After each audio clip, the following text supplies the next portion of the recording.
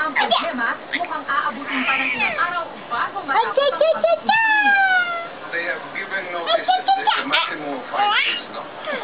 But they might even be able to put them out. Ayon naman sa Meral, malaki ang kuryenteng sinusuklay ng dalawang planta. Kaya malaki ang Naninigas na. aabutin pa ng ilang araw bago ito matapos. Hanggat offline. Wala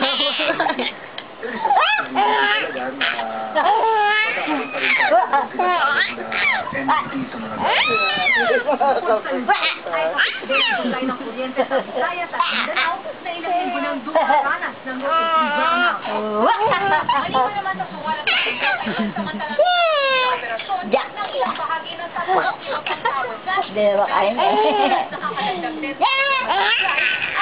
ang kuryente na ibinibigay ngayon ng mga hydropower generating plants ang tubig dahil sa El Nino. Pang pang pang pang.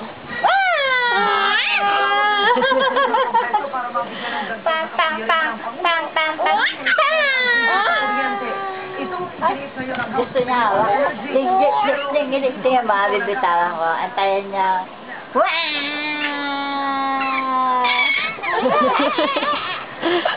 Akala.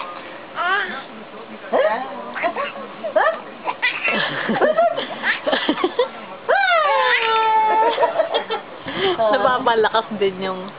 Naantay niya. Para ka sa roller coaster. Naantay mo yung pagtaas. Wala pa nga.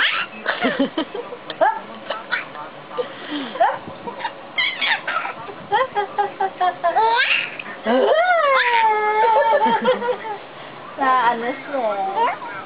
Excited.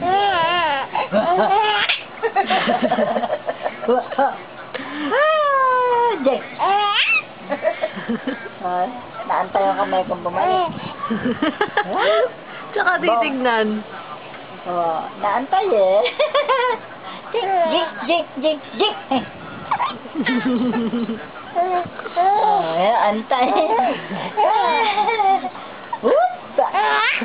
Nahingal nga sa pag-intay. Upa!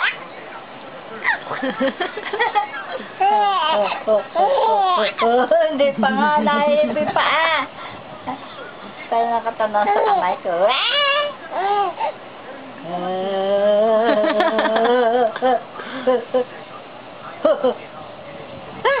Pagod. Naantay ang kamay ko ah. Titingin sa kamay ko tsaka sa paa.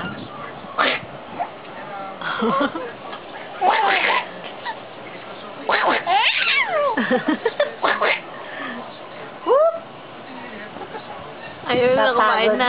Pagod na sila.